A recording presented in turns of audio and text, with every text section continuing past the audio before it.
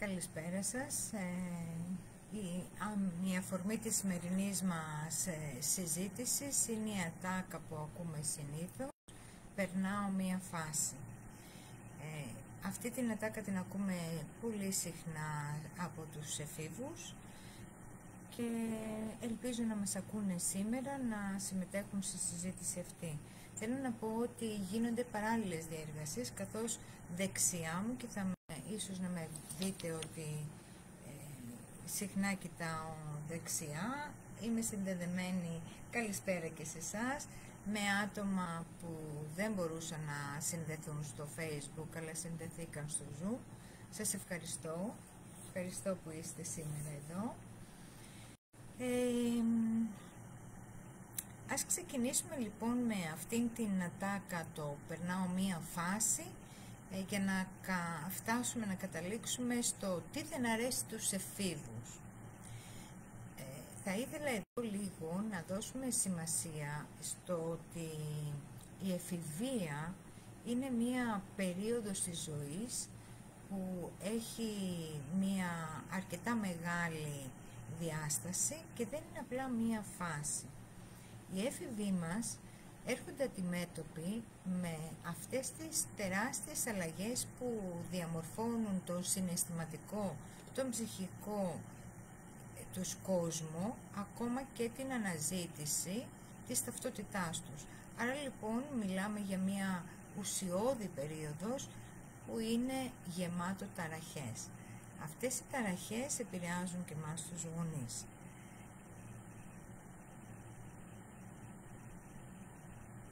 Θέλετε να πείτε κάτι? Ωραία. Έχουμε γονείς εδώ?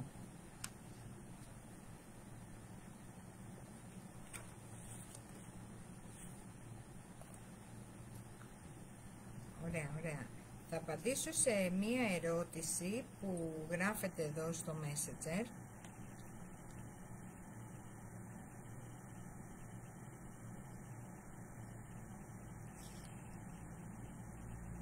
Ναι, είναι θυμωμένοι οι έφηβοι. Οι περισσότεροι έφηβοι είναι θυμωμένοι. Και δεν είναι μόνο το οικογενειακό περιβάλλον, είναι η σχέση μεταξύ των γονέων, αλλά είναι και το κοινωνικό περιβάλλον. Και αυτή τη στιγμή βλέπουμε το τελευταίο διάστημα, ιδιαίτερα μετά COVID εποχή, ότι ακόμα και τα κορίτσια που ήταν πιο ήρεμα, πιο ήσυχα, είναι και εκείνα θυμωμένα. Και παρατηρούμε ότι αυτό έχει μια εξέλιξη ως προς την επιθετικότητα των εφήβων και μέσα στο σχολείο αλλά και έξω από το σχολείο. Η εφηβεία λοιπόν δεν είναι μια σύντομη φάση.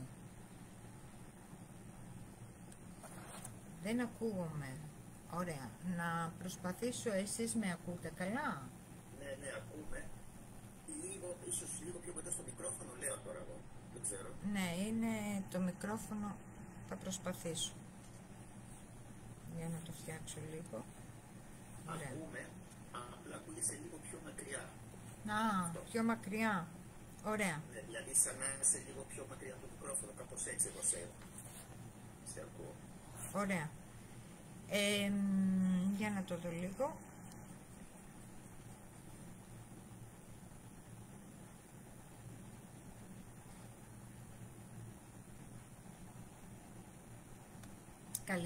Καλησπέρα. Ωραία, τώρα ακούμε καλύτερα? Νομίζω εγώ ναι. Ωραία, είμαι πιο κοντά. Είσαι καλύτερα, ναι. Ακούγεσαι καλύτερα. Ωραία, είναι η πρώτη φορά να είστε επικείς σε αυτό τη live συνάντησή μας. Είναι η πρώτη φορά που δημιουργείται αυτή η live συνάντηση και με κεντρικό θέμα η επικοινωνία γονέας και έφηβος.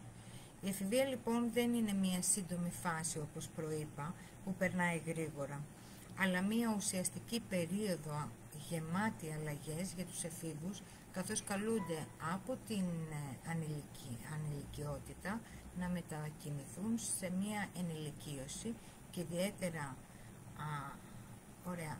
Και ιδιαίτερα σε μία κατάσταση που διανύουν τα τελευταία χρόνια, που είναι πολύ πιο δύσκολη από τις περιόδους ή, αν θέλετε, από τις εποχές που εμείς μεγαλώσαμε.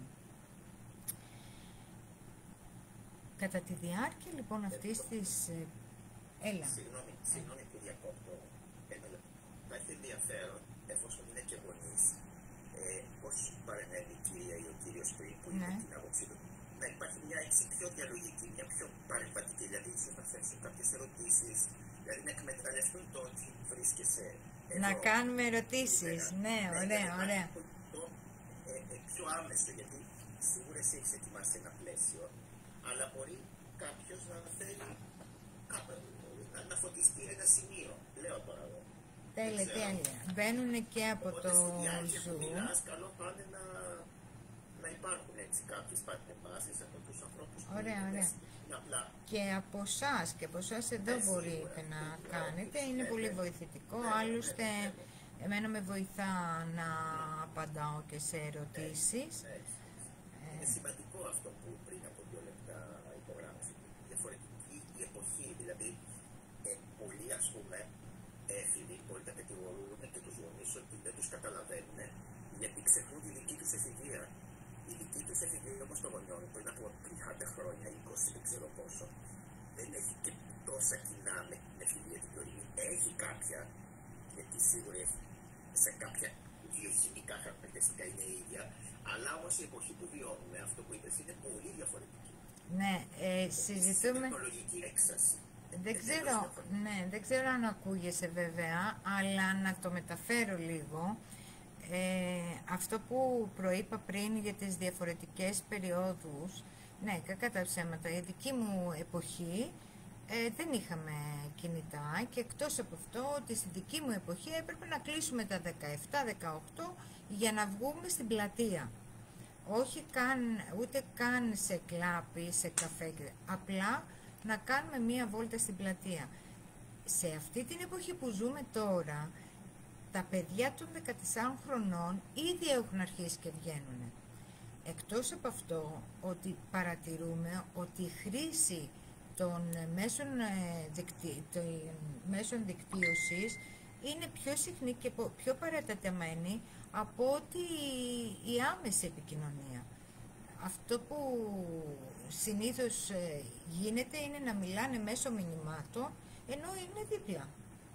Άρα λοιπόν, όταν ακούμε από τους εφήβους και μας λένε ότι υπάρχει χάσμα γενεών, υπάρχουν γονείς που εκείνη την ώρα εκπλήσονται. Όχι, να μην εκπλησόμαστε.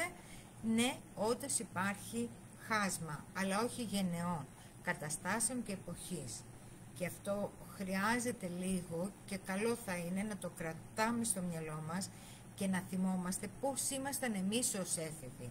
Τι θα θέλαμε εμείς ως έφηβοι να κάνουν οι γονείς για εμάς ή πώς θα θέλαμε να μας ακούσουν οι γονείς εμάς. Ίσως αυτό είναι και ένα περιβάλλον που μπορεί να συνδημιουργηθεί μια λειτουργική επικοινωνία με τους εφήβους μας.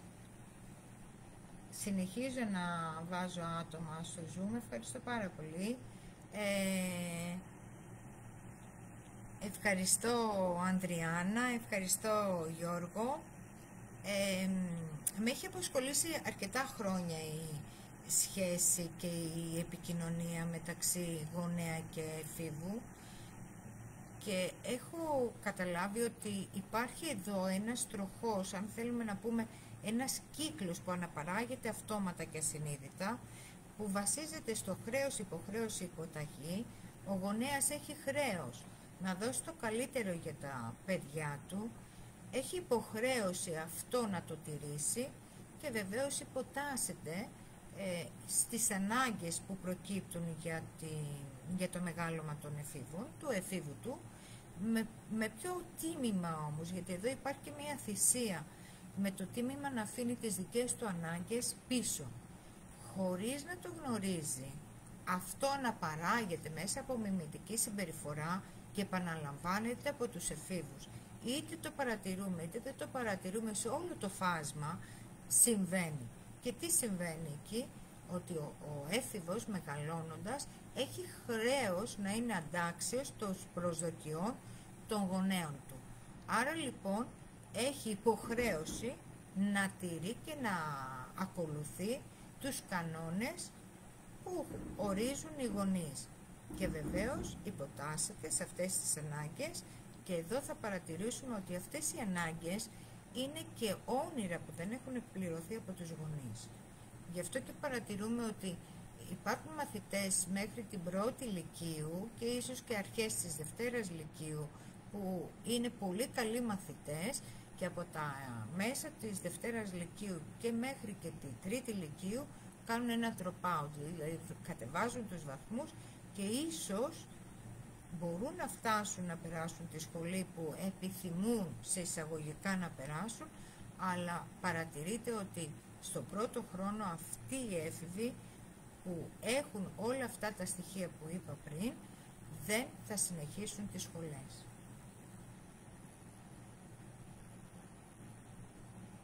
Ωραία.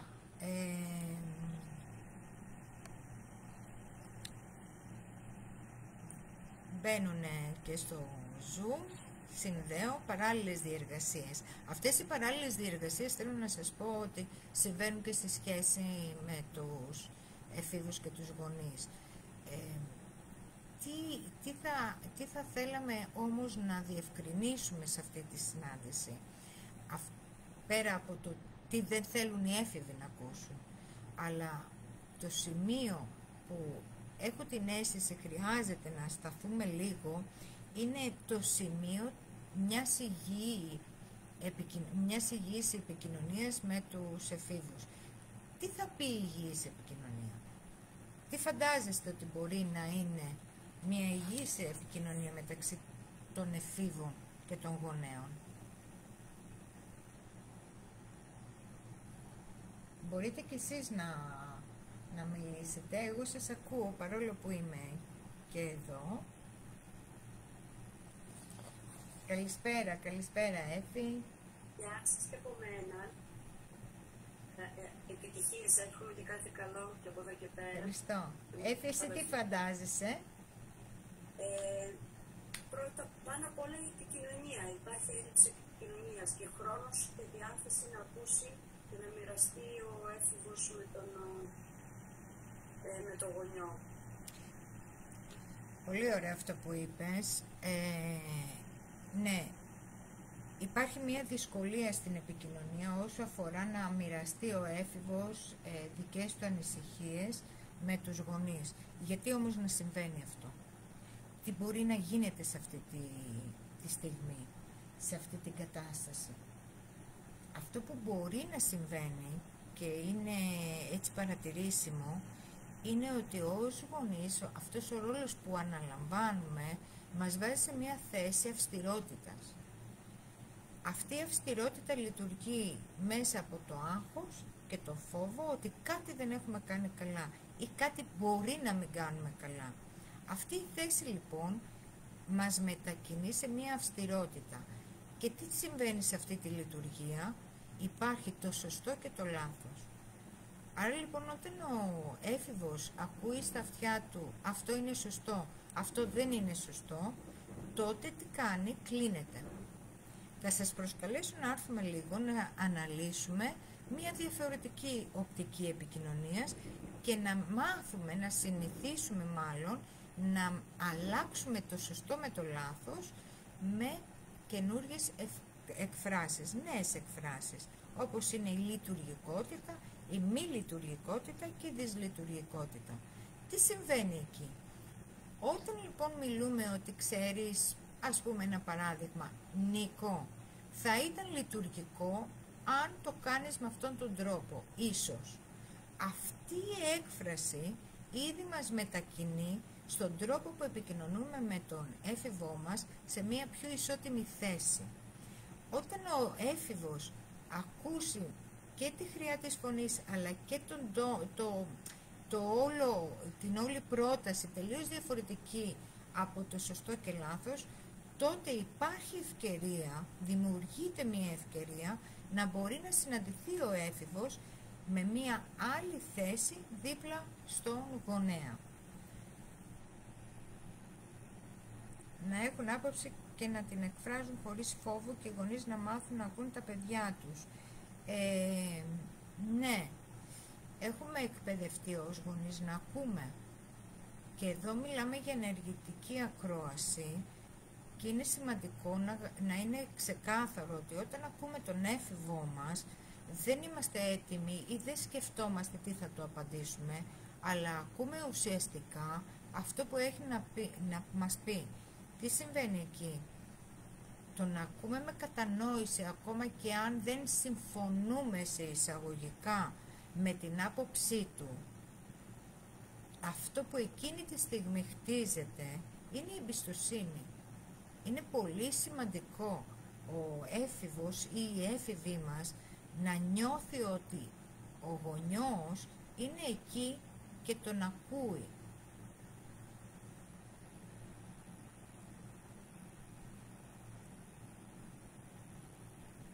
Ωραία.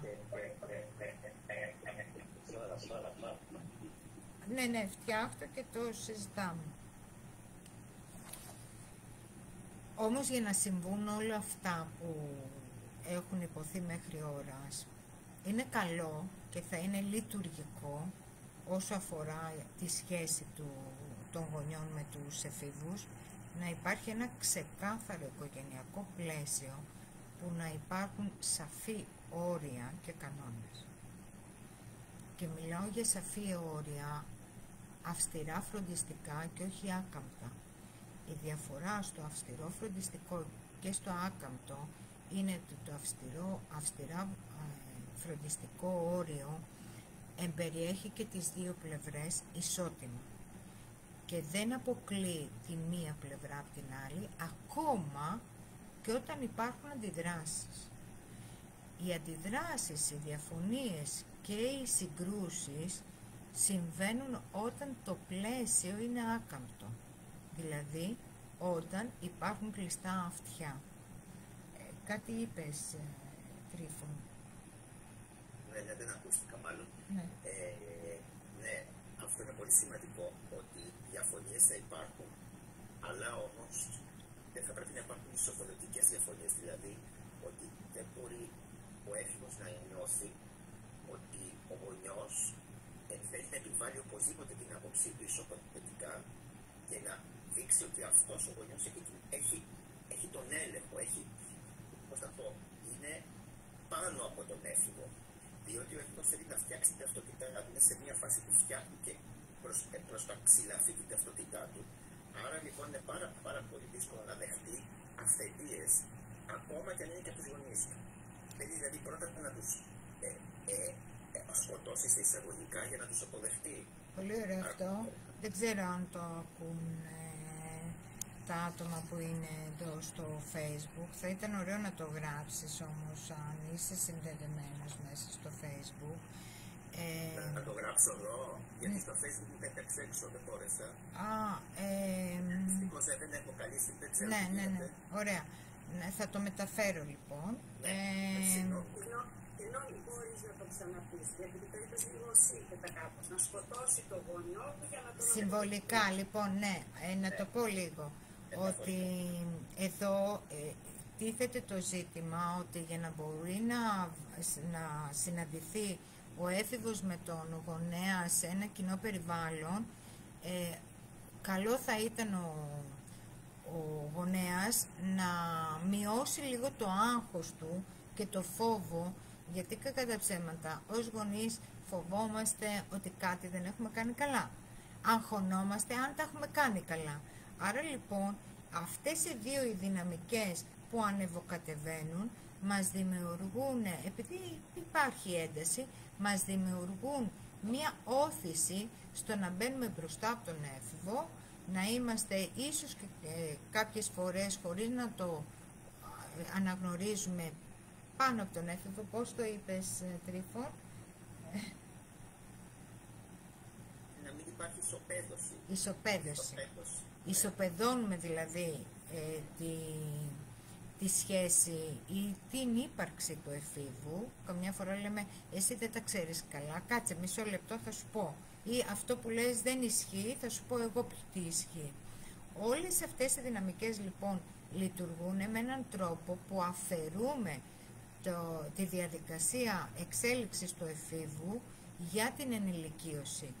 Και εδώ πολύ ωραία το λέει ο Τρίφων από το Zoom, ότι αν δεν επιτρέψουμε στον έφηβο να μας σκοτώσει συμβολικά αυτό το ιδανικό που έχει μέσα του, μέσα στο δικό του, στη δική του φαντασία, δεν θα μπορέσει ο έφηβος να χτίσει ένα άλλο, πιο πραγματικό κομμάτι του εαυτού του και να το εσωτερικεύσει. Συγγνώμη. Να τα ακούμε τα σχόλια.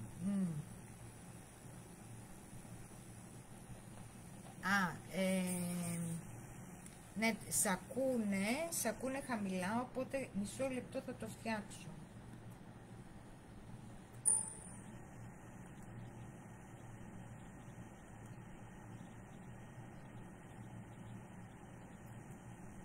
Ωραία. Σ' ακούνε λίγο χαμηλά, θα το φέρω λίγο πιο κοντά και νομίζω ότι κάτι θα κάνω εδώ. Ωραία. Έχω και τα χαρτιά μου και τα βιβλία μου. Ωραία.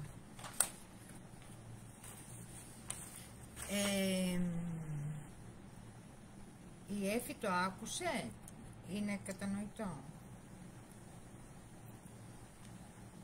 Λοιπόν,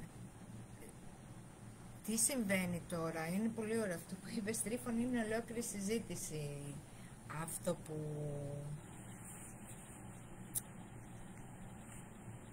Λοιπόν, μπορώ να πω κάτι? Ναι. Άμα υπάρχει πάντα, όταν υπάρχει σύγκρουση και υπάρχει εξωτερήκευση, η σύγκρουση είναι υγιής, κάπου θα βγει. Όταν το παιδί όμως κλείνεται και δεν εκφράζεται, εκεί είναι τα δύσκολα. Όταν υπάρχει έστω και μια αντίδραση και σύγκρουση, κάπου θα βρεθεί. Σημαίνει ότι υπάρχει φως ακόμη. Το θέμα είναι να μην το κριτικάρουμε από την αρχή χωρίς να προλάβει να μιλήσει, γιατί σας τρελίδι, θα κουμπώσει μετά και δεν νομίζω μπορείς να το ανοίξεις εύκολα ή θα σου πει πράγματα που θα χαϊδέψει τα αυτιά του γονιού. Δεν θα μπορέσει να εκφραστεί ελεύθερα.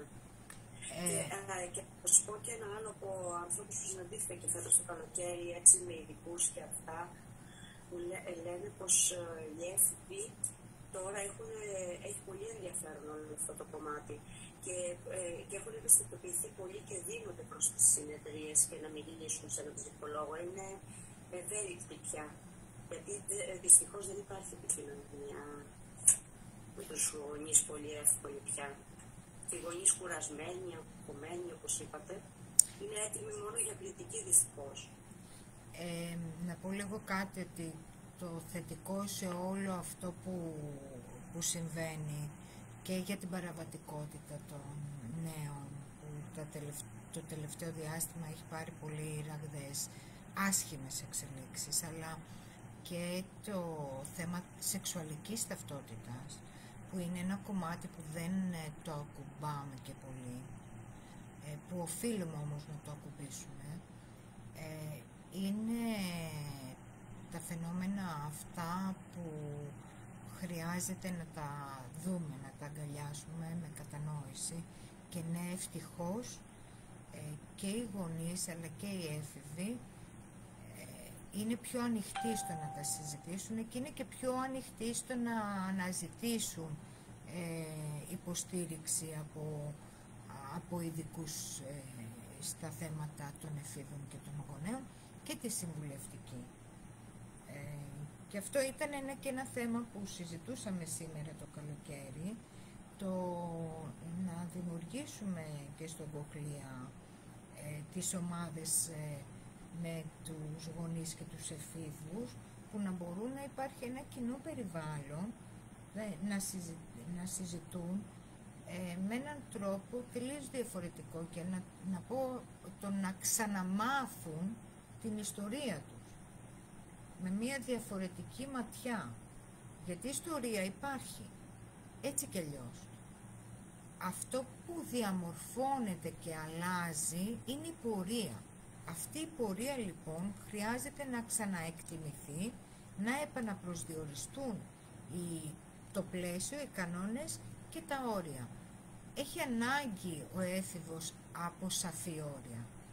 Και όταν λέμε σαφή όρια, όταν συμβαίνει κάτι και ιδιαίτερα όταν ζητούν από μας οι έφηβοι να μιλήσουμε ξεκάθαρα και δεν συζητούμε ξεκάθαρα και αν θέλετε κάποιες φορές αποφεύγουμε και να ολοκληρώσουμε ή να μπούμε σε μία συζήτηση, τότε ο έφηβος αυτό που καταλαβαίνει και αυτό που νιώθει είναι ότι δεν τον εκτιμούμε. Άρα λοιπόν σε αυτή την περίπτωση, αν τον βάλουμε άθελά μας σε μία θέση που δεν εκτιμά ως αξιόλογο άτομο τον εαυτό του, τότε θα υπάρχει υποτίμηση ή αποξένωση και βεβαίως υπάρχει και το ενδεχόμενο να δημιουργηθεί μία καταθλιπτική θέση, δηλαδή να εμφανιστεί κατάθλιψη στους εφήβους μπαίνοντας σε σιωπή. Και θέλω να πω εδώ ότι όσο έντονη και μας ξαφνιάζει είναι η διαφωνία του έφηβου και η σύγκρουση, τόσο σημαντική είναι και η σιωπή των εφήβων. Και ακούω κάποιες φορές να λένε κάποιοι γονείς, εμένα ο έφηβός μου είναι ήσυχος και εγώ ανησυχώ. Και ανησυχώ γιατί αυτή η σιωπή θα πρέπει να διερευνηθεί και θα πρέπει να δούμε τι συμβαίνει.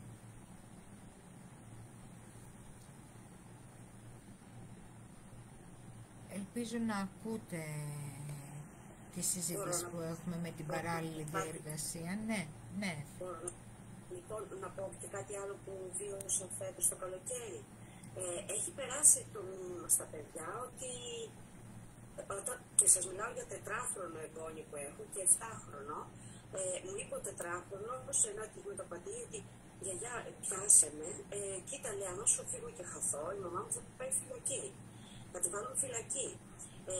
Υπάρχει, μην με μαλώνεις λέει, γιατί θα το πω στην αστυνομία. Δεν κάνεις καλά, δεν είναι σωστό και θα έχεις προβλήματα, λέει ο μεγάλος. Δηλαδή υπάρχει μια υπέρμετρη ενεργοποίηση προς το τι κάνει καλά ο γονιός, μια κριτική, ένα κήρυγμα από τους εφήβους και μια κριτική ακόμη και από τα μικρότερα. Τι δυστοποίηση είναι αυτή, τι έχει φτάσει στο άλλο άκρο, εγώ έχω χτυπηθεί, έχω πανικοβληθεί. Όχι μόνο, σας λέω μόνο τα υπόλοιπα τα δικά μου, αλλά δεν ξέρω αν το αυτή η αντίληψη ότι γίνεται. Υπάρχει μια ενημέρωση, μη σε πειράξουν, μη μιλάς σε ξένους, ότι υπάρχουν κυρώσεις, μη σε χτυπάνε. Δεν το ακούν όλα αυτά. Τι είναι αυτό, το 4χρονο έχω μείνει έκπληκτη. Αυτό που φέρνεις τώρα, το ζήτημα του η αστυνομία, ή μη το πεις στη μαμά ή άμα με μαλώσεις θα το πω στην αστυνομία, είναι η δημιουργία τρόμου. Και δυστυχώς το παρατηρούμε να υπάρχει στα πολύ μικρά παιδιά. Αυτά τα πολύ μικρά παιδιά που μεγαλώνουν μέσα από ένα τρόμο που μεταφέρεται ως η αστυνομία, δηλαδή σαν οι γονείς να μην μπορούν να διαχειριστούν μία αταξία σε εισαγωγικά του μικρού παιδιού, θα φωνάξουν την αστυνομία. Άρα λοιπόν εδώ έρχεται και ένα άλλο περιβάλλον πολύ πιο ισχυρό από τους γονείς και μπαίνει στη ζωή του μικρού παιδιού. Αυτό το μικρό παιδί μεγαλώνοντας έχει πολλές πιθανότητες να έχει παραβατική συμπεριφορά και να εμπλέκεται πολύ συχνά με την αστυνομία.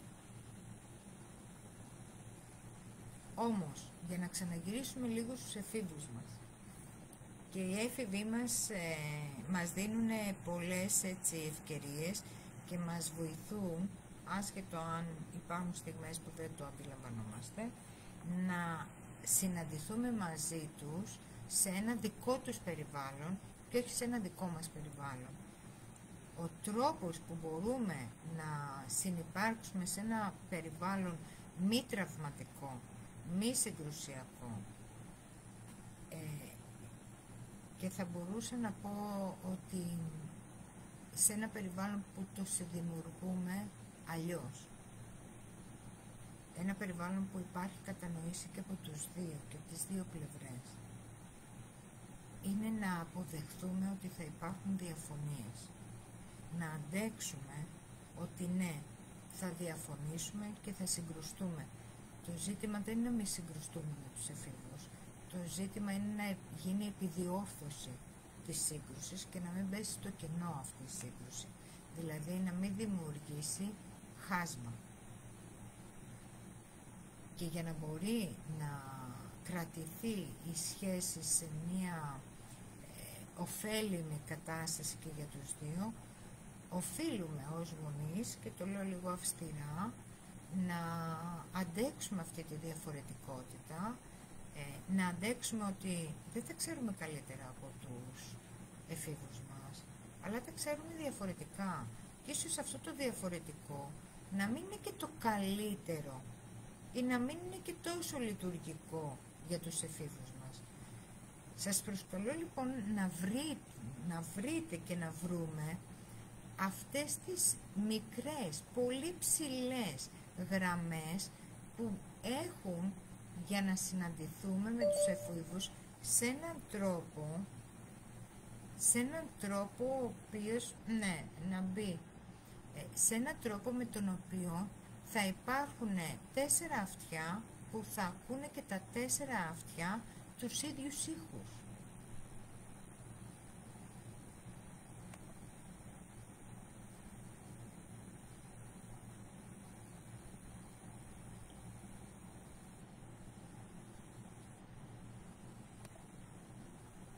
Ωραία.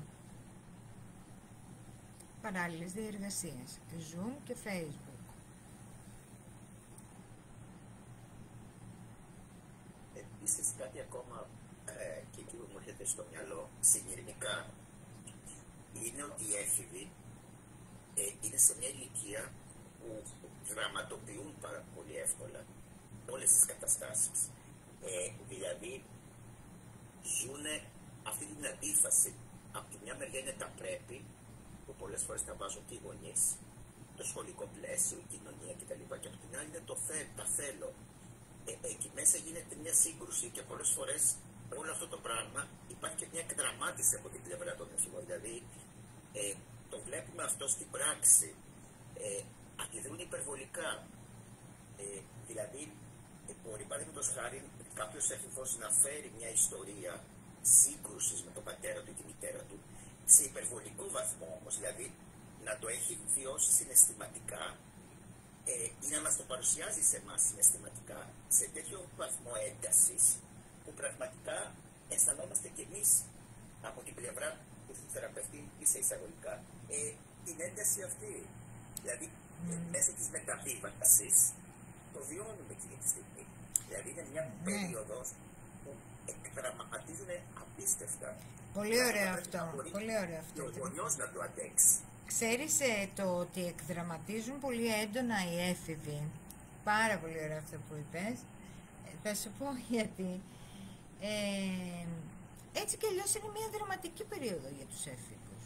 Τρομάζουν οι ίδιοι έφηβοι. Δηλαδή το να μετακινηθούν από μια ηλικία παιδική, ανέμελη, που ήταν όλα ωραία και όλα καλά, καλούνται να μετακινηθούν σε μια ηλικία και σε μια ενηλικίωση, να το πω έτσι, που δεν τη γνωρίζουν, είναι άγνωστη. Άρα τρομάζουν. Και εκτός ότι τρομάζουν, έχω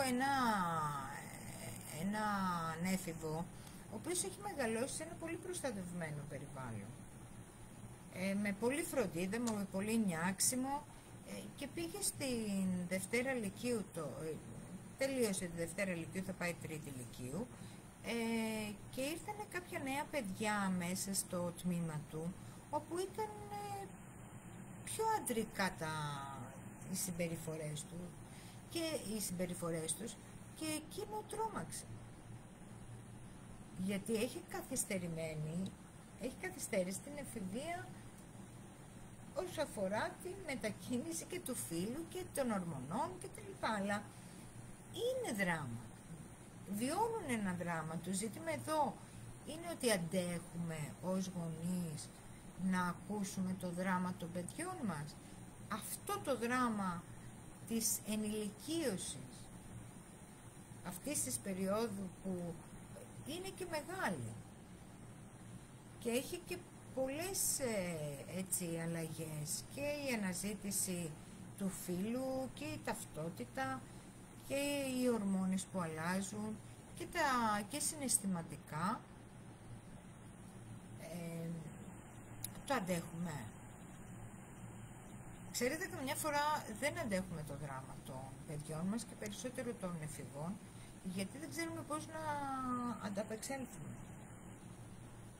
Και όσο δεν κατανοούμε αυτή την εξέλιξη, τόσο οι έφηβοι αυτό το δράμα, ναι, θα τον κάνουν με ένταση. Η συμπεριφορά δηλαδή θα είναι εκρηκτική. Και αυτός είναι και ένας τρόπος να ακούσουμε εμείς τους εφήβους.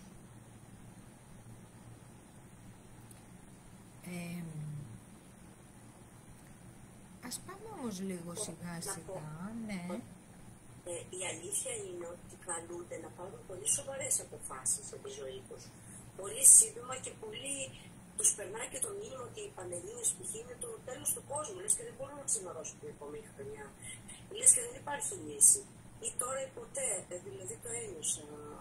Το έχω νιώσει και τα παιδιά μου αυτό. Αυτό το μήνυμα είναι σαν τελεσίδικο για τους γονείς, λες, και δεν ξέρω γιατί υπάρχει όλο αυτό. Και η σύγκριση πάλι είναι ένα θέμα για τους εφήβους. Ή με τα αδέρφια τους, ή με τα ξαδέρφια τους, ή με φίλους, ή με το περιβάλλον. Είναι το πρώτο, η σύγκριση είναι το πρώτο που είναι πολύ σημαντικό και βάζει στη θέση τον έφηβο του πνιγμού. Μοιάζει δηλαδή η σύγκριση να είναι μια θηλιά που πνίγει τον έφηβο. Και εδώ τι γίνεται, ότι όταν οι γονείς άθελά τους συγκρίνουν τον έφηβο με κάποιον άλλον, όπως είπες Έφη, με κάποια ξαδέλφια, με κάποιους φίλους, και ακόμα και με κάποιους συμμαθητές. Είχα μία περίπτωση που έλεγε η έφηβη ότι έβγαλα 18 στα μαθηματικά, και ενώ ήμουν πολύ ευτυχισμένη, πολύ χαρούμενη που κατάφερα να πάρω 18, όταν το είπα στον μπαμπά και στη μαμά, μου είπαν εντάξει, καλώς είναι, αλλά η Ελένη τι πήρε? Η Ελένη γιατί πήρε 18 και 7, ας πούμε. Και εκεί η συγκεκριμένη, η απογοήτευση που ένιωσε ήταν να κλειστεί στον εαυτό της και να αποσύρεται και να αποφεύγει να μιλάει με τον μπαμπά και τη μαμά. Γιατί αυτή η σύγκριση κατά πρώτον της δημιούργησε απογοήτευση, κατά δεύτερον όμως της δημιούργησε θυμό. Και πολύ έτσι συγκεκριμένα είπε κάποια στιγμή, μοιάζα εκείνη την ώρα να μην με βλέπουν.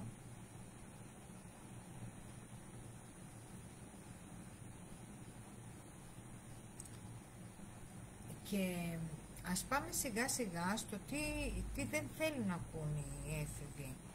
Αυτό που σίγουρα δεν θέλουν να ακούν, που ίσως να το πω και έτσι είναι μια καραμέλα στους παλαιότερους γονείς όπως είμαι και εγώ, που κάνουμε το λάθος ή κάναμε το λάθος να λέμε όταν ήμουν εγώ στην ηλικία σου ξέρεις τι έκανα.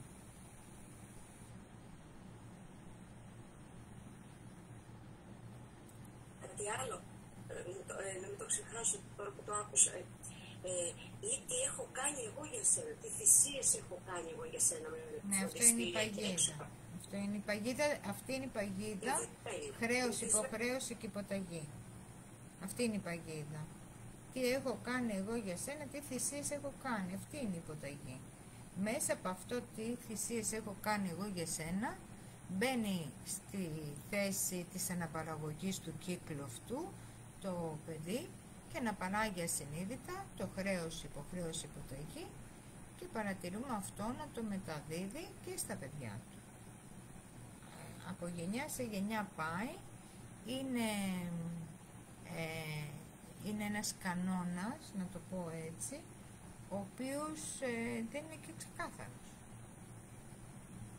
Εδώ τώρα έχουμε όμως ότι οι έφηβοι, όταν τους λέμε ότι όταν ήμουν εγώ στην ηλικία σου έκανα αυτό και αυτό, ξέρετε τι μπορούν να νιώθουν? Πολύ μοναξιά. Γιατί οι εμπειρίες δικές μας στην εποχή μας είναι τελείως διαφορετικές από την εποχή που ζουν και βιώνουν οι έφηβοι τώρα. Ακόμα και εμείς να ήμασταν έφηβοι σε αυτή την εποχή, σίγουρα δεν θα μπορούσαμε να έχουμε τις εμπειρίες που έχουν τα παιδιά. Γιατί κάθε οικογένεια είναι διαφορετική, το κάθε άτομο είναι μοναδικό και ο κάθε έφηβός μας έχει διαφορετική αντίληψη, διαφορετική επεξεργασία και διαφορετική ανταπόκριση.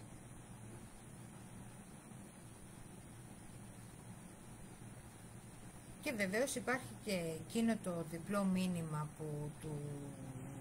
που επαναλαμβάνεται σε κάποιες οικογένειες και σε κάποιους γονείς και σε κάποιους εφήβους, το ότι εγώ ξέρω καλύτερα από σένα να με ακούς γιατί αυτό είναι το σωστό για σένα. Δηλαδή, μοιάζει εδώ σαν να αποφασίζουμε εμείς οι γονείς για τη ζωή και το μέλλον του εφήβου μας, γιατί ξέρουμε καλύτερα. Τι βαθύτερο συμβαίνει εκεί? Τι μπορεί να δημιουργείται στον έφηβο εκείνη τη στιγμή? Του λέμε με λίγα λόγια, κάτσε στην άκρη. Και εγώ μπαίνω μπροστά για σένα. Λειτουργώ για σένα.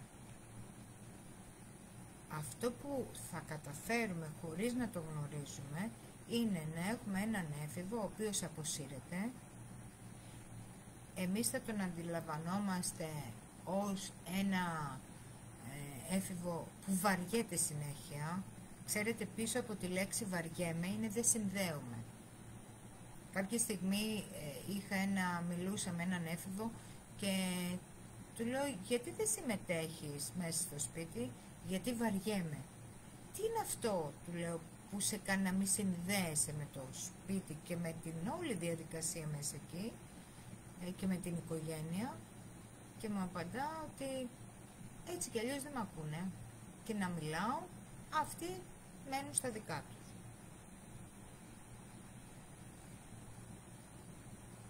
Ένα άλλο διπλό μήνυμα που έχει σημασία να παρατηρήσουμε είναι όταν επεμβαίνουμε στη διαδικασία το να λέμε κλείσε τα τηλέφωνα, σταμάτατε βιντεοπαιχνίδια. Και εκείνη τη στιγμή ο έφηβος να μας βλέπει να είμαστε με το κινητό ή να είμαστε στο κομπιούτερ, στα μέσα μαζικής δικτύωσης και ενημέρωσης, ενώ η ώρα είναι 11 το βράδυ.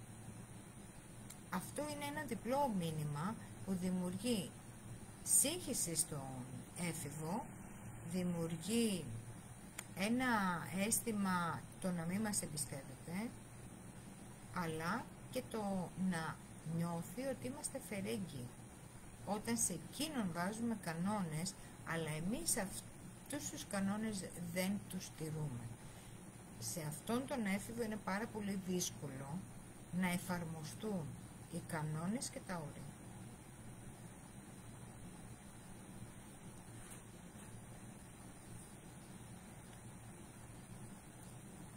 Ένα άλλο που δεν θέλουν οι έφηβοι να ακούν από εμάς τους γονείς είναι να τους λέμε γιατί δεν μου το είπες νωρίτερα? Όταν έρχονται και μοιράζονται μαζί μας την όποια συνθήκη βιώνουν και εμείς εκείνη τη στιγμή έκπληκτοι τους πούμε γιατί δεν μας το είπες νωρίτερα? Θα μπορούσα να κάνω και αυτό και εκείνο και τ' άλλο. Με πολύ πρόθεση εμείς και καλή διάθεση θα θέλαμε να λύσουμε το πρόβλημα του εμείς. Ξέρετε τι μπορεί να συμβαίνει εκείνη τη στιγμή? Τι δημιουργούμε άθελά μας στον έφηβο? Του δημιουργούμε μία κατάσταση να μην μας εμπιστευτεί. Μία κατάσταση το ότι δεν ήταν ικανός τελικά να τα φέρει εις πέρας και εμείς θα τα καταφέρναμε καλύτερα. Όσο λοιπόν και καλές προθέσεις να έχουμε, εκείνη τη στιγμή ο έφηβος που έχει σημασία για εμάς αισθάνεται ανήμπορος και ανίκανος να καταφέρει πράγματα στη ζωή του. Αφήστε τους έφηβους να αποτύχουν. Αφήστε τους έφηβους να δοκιμάσουν. Αφήστε τους έφηβους να διαφωνήσουν. Επιτρέψτε τους μέσα από τη δική σας διαφωνία να μάθουν πώς θα διαφωνούν στον έξω κόσμο. Αυτό όμως που σας προσκαλώ να μπορούμε να δημιουργήσουμε και να δημιουργήσετε είναι να υπάρχουν ξεκάθαρα πλαίσια και οικογενειακά και επικοινωνιακά, σαφή όρια αλλά και σταθεροί κανόνες. Το έχουν ανάγκη οι έφηβοι μας να χτίσουν τους δικούς τους κανόνες, τα δικά τους όρια και ξεκάθαρα πλαίσια, το τι ανάγκες έχουν και πώς και με ποιον τρόπο θα τις διεκδικήσουν, θα διαπραγματευτούν και βεβαίως θα μπορέσουν να τους πετύχουν, είναι από το ξεκάθαρο πλαίσιο που θα χτιστεί εσωτερικά μέσα από την επικοινωνία με τους γονείς. Μίλησε κάποιος.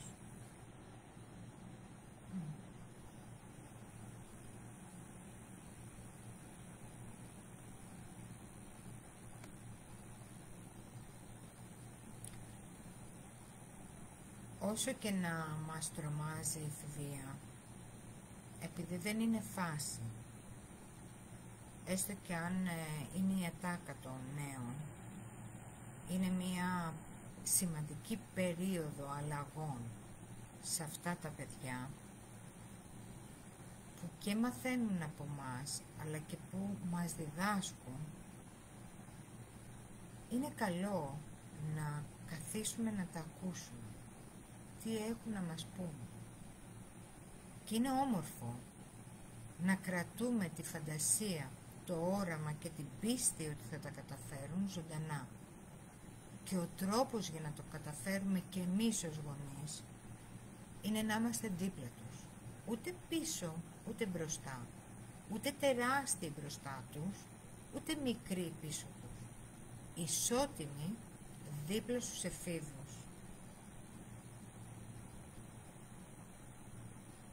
Σας ευχαριστώ πάρα πολύ. Ευχαριστώ για τη συμμετοχή σας. Μας έχουν ζητήσει να κάνουμε και άλλες τέτοιες συναντήσεις. Ναι, θα κάνουμε. Θα κάνουμε για την σεξουαλική ταυτότητα των εφήβων και έτσι και λίγο τις στρατηγικές αντιμετώπισης για τους γονείς. Τρίφο. Και είπαμε... Ναι, εφόσον υπάρχει ενδιαφέρον, φυσικά. Ναι. Ωραία. Και εγώ θα έλεγα να δημιουργήσουμε και έτσι μια συζήτηση, και αν όχι στο Facebook, ίσως στο Zoom, πέρα από την παραβατικότητα, για τους εφήβους με δέπη. Ναι. Καθώς οι μαθησιακές δυσκολίες που μπορεί να πηγαίνει μαζί αυτό, ναι. Ναι, γιατί οι μαθησιακές δυσκολίες και δέπη συνδέονται με την παραβατικότητα και συνηθίζουν να λέω ότι η παραβατικότητα είναι μια κραυγή για βοήθεια από τους εφήβους. Και είναι καλό να τους ακούσουμε. Είναι καλό να ακούσουμε και τους γονείς όμως, γιατί ακόμα και οι γονείς έχω την αίσθηση ότι δεν έχουν αυτό το περιβάλλον που μπορεί να ακουστούν με έναν τρόπο, όχι τόσο ναι μεν από τους ειδικούς, αλλά και από άλλους γονείς. Ιδιαίτερα οι γονείς με παιδιά με δέπη ή παραβατικότητα έχουν την τάση να απομονώνονται. Γιατί εκεί υπάρχει και ντροπή και ενοχή, οπότε αποτραβιώνται κοινωνικά. Σας ευχαριστώ πάρα πολύ για την υπομονή σας. Είναι 9 και 20, ξεπεράσαμε λίγο το όριο. Ευχαριστώ για την Κυριακή που αφιερώσατε κι εσείς. Στην επόμενη συνάντησή μας, που θα είναι σύντομη, θα τα πούμε. Ωστόσο, θα ήθελα να σας πω ότι αν θέλετε κάποιο θέμα που να μιλήσουμε, να συζητήσουμε και να αναπτύξουμε, μπορείτε να στείλετε μήνυμα στο Messenger και να δημιουργήσουμε μαζί μία επόμενη συζήτηση. Όπως και μαζί ο γονέας με τον έφηβο μπορούν να συνδημιουργήσουν ένα καινούριο νέο περιβάλλον, ένα περιβάλλον αλλιώς, όπου θα συναντηθούν αυτές οι διαφορετικές εποχές και να βρεθούν τα κοινά τους ενδιαφέροντα. Σας ευχαριστώ πολύ. Να είστε καλά. Ευχαριστούμε. Καλό μήνα. Ευχαριστώ. Καλό μήνα.